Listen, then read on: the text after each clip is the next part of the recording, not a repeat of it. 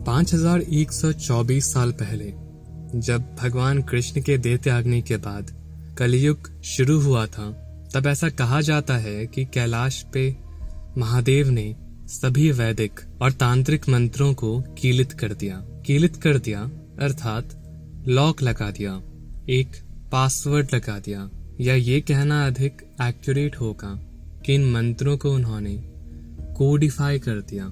इस कीलन के कारण वैदिक और तांत्रिक मंत्रों को बिना उनके वास्तविक अर्थ को जाने फलीभूत नहीं किया जा सकता। उनके प्रॉपर रिचुअल्स होते हैं, उनके सिंबॉलिक मीनिंग्स होते हैं, जिन्हें जाने बिना आप उन्हें प्रयोग में नहीं ला सकते। आज लगभग सारे वैदिक और तांत्रिक मंत्र इंटरनेट पे उपलब्ध हैं, लेकिन होने के बावजूद बस उतने ही लोग उनका प्रयोग कर पाने में सफल होते हैं जितने इंटरनेट से पहले होते थे। It is as if Ganga घाट पे लोग प्यासे बैठे हैं। महादेव ने मंत्रों को कीलित कर दिया, ये कहना सही नहीं होगा। उन्होंने हमारे बुद्धि को ही विपरीत कर दिया। और देखो, आज 99% लोग तंत्र का अर्थ जानते ही नहीं हैं और ना जानना चाहते हैं। शिवलिंग का अर्थ उन्हें बताओ तो उन्हें घिन आती है। तो ऐसे लोग कभी भी उन तांत्रिक मंत्रों और विधियों के गुर अर्थ को नहीं समझ पाएंगे। बिना ज्ञान के सभी रिचुअल्स क्रिया कर्म व्यर्थ हैं और बिना क्रिया के ज्ञान लंगड़ा है।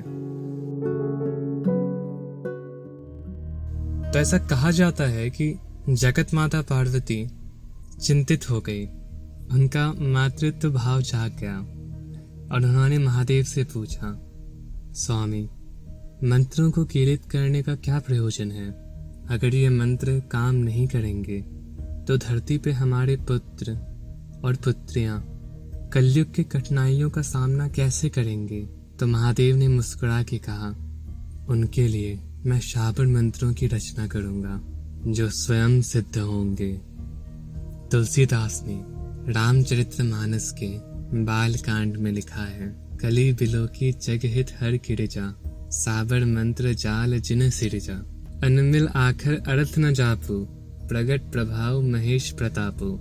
शिव और पार्वती ने कलयुग को देखकर जगत के हित के लिए शाबर मंत्रों के समूह की रचना की। इन मंत्रों के अक्षर बेमेल हैं और इनका कोई ठीक अर्थ नहीं होता है और ना जप ही होता है। प्रगट प्रभाव महेश प्रतापो, लेकिन तब भी महेश्वर के प्रताप से, उनकी शक्ति से इन मंत्रों का प्रभाव प्रत्यक्ष है। अब इससे पहले कि आप इन्हें जपना शुरू कर दें, कुछ बातें आपके लिए जानना आवश्यक है। आज मैं शाबर मंत्रों से संबंधित आपकी सभी शंकाओं का निदान करता हूँ। हनुमान जी के तांत्रिक स्वरूप का जब मैंने वर्णन किया था और उनके शाबर मंत्र को बताया था, तो कई ज्ञानवानों और ज्ञानवतियों का कमेंट आ रहा था कि तुम्हें किसने अधिकार दिया इस मंत्र को बताने का, इस मंत्र में दुहाई है, ये है, वो है, इत्यादि। अधिकार। शाबर मंत्र के रचयिता महादेव मेरे इष्ट देव और गुरु हैं। रही बात संप्रदाय की, तो मत्स्येंद्र नाथ या मच्छिंद्र नाथ, जिन्होंने शाबर मंत्र को धरती पे फैलाया और जिन्होंने नाथ संप्रदाय की नींव रखी, वह एक कौलिक थे। उन्होंने ही कुल ज्ञान निर्णय लिखा था और कुल स्कूल ऑफ थॉट, कौल संप्रदाय के पुनर्स्थापना में उनका बहुत बड़ा हाथ था। हालांकि कौल संप्रदाय तो समय की शुरुआत से ही था, लेकिन समय के साथ साथ उसका ज्ञान विलुप्त होता चला गया, मिसअंडरस्टैंडिंग बढ़ती चली गई। मत्स्येंद्र नाथ ने उसे पुनः प्रचलित किया। मत्स्येंद्र नाथ के ही संप्रदाय में भैरवनाथ आए। उन्होंने सुमतिनाथ को दीक्षित किया। सुमतिनाथ के शिष्य थे शंभुनाथ और उनके शिष्य थे अभिनव गुप्ता, जो कलयुग के सबसे महान तांत्रिक थे। वो शैविज्म के सभी स्कूल ऑफ थॉट्स, सभी दार्शन के महारथी थे और उन्होंने सभी मुख्य स्कूल ऑफ थॉट जैसे स्पंद, कुल, इन सब को हार्मोनाइज किया और तंत्रलोक नामक ग्रंथ की रचना की। फिर उन्होंने इसी ज्ञान को अपने शिष्य क्षेमराज और मधुराज इत्यादि को सिखाया और इसी संप्रदाय से मैं हूँ। तो क्या मेरे पास अधिकार और ज्ञान है, इसका निर्णय मैं आप लोगों के हाथ में छोड़ता हूँ। अब दूसरा प्रश्न कई ज्ञानेश्वरों ने किया कि ये दुहाई देना ठीक नहीं है, ऐसे मंत्रों को जपना हानिकारक है। अगर हानिकारक है कुछ तो वो इनके तरह आधा अधूरा ज्ञान होना है। जैसे तुलसीदास ने लिखा है, इन मंत्रों के अक्षर बेमेल हैं और इनका कोई ठीक अर्थ नहीं होता है।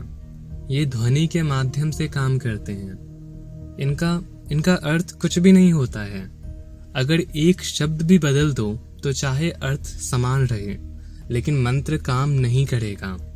अगर हनुमंत है तो हनुमान नहीं कह सकते आप। हाँ, इसे शिव ने ऐसे बनाया है कि जैसे लगे कि इसका एक अर्थ है, लेकिन वो बस इसलिए है ताकि इसका स्मरण करना आसान हो। जैसे बचपन में पीरियोडिक टेबल के पहले 10 एलिमेंट्स को याद करने के लिए एक निमोनिक दिया रहता था, हैप्पी हेनरी वाला।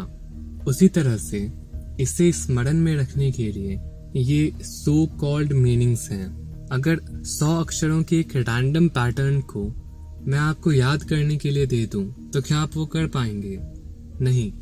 लेकिन वहीं उनसे अगर शब्द बना दूं और वो शब्दों का समूह एक वाक्य जैसा कुछ बनाए तो वो याद रखना आसान है। और कुछ लोग हैं जिनको हर चीज को एक लॉजिक, एक मीनिंग देना होता है।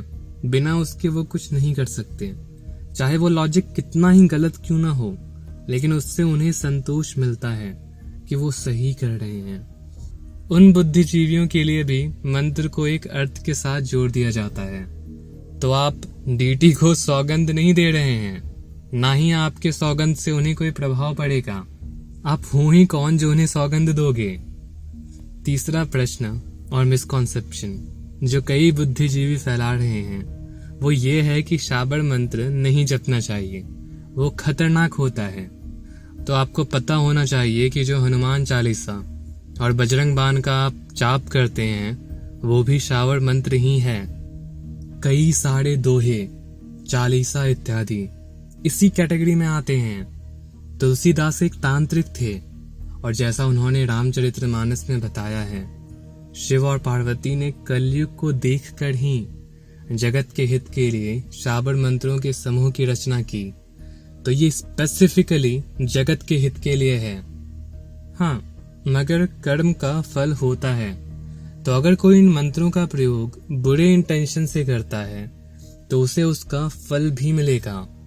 कर्म फल से कोई नहीं बचता है, लेकिन इसका मतलब ये नहीं कि ये खतरनाक होते हैं। जैसे अग्नि है, आग पे आप गर्म रोटियां पका के खा भी सकते हो और उससे हाथ भी जला सकते हो।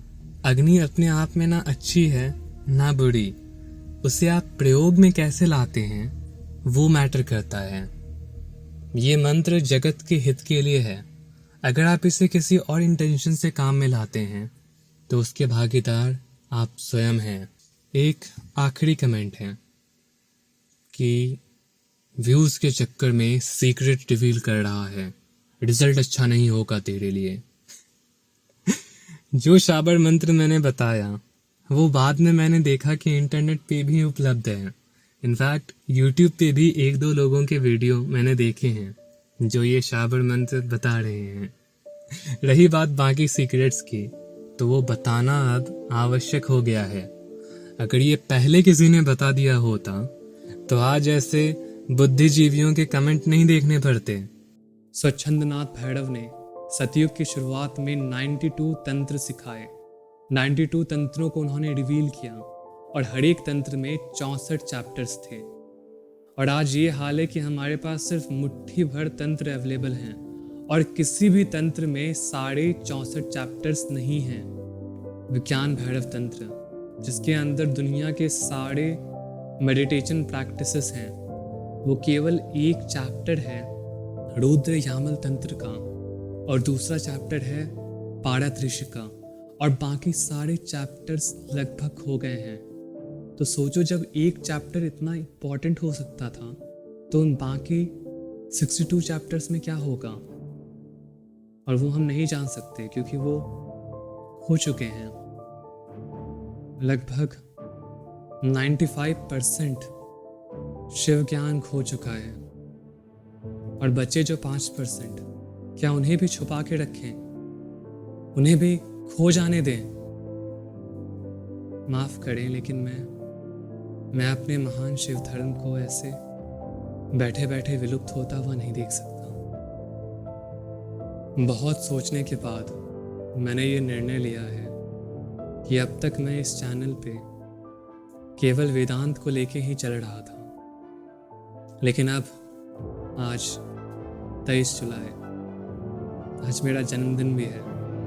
आज से समय आ गया है आप सबको तंत्र की महानता से अवगत कराने का। आज के लिए बस इतना ही। ओम नमः शिवाय।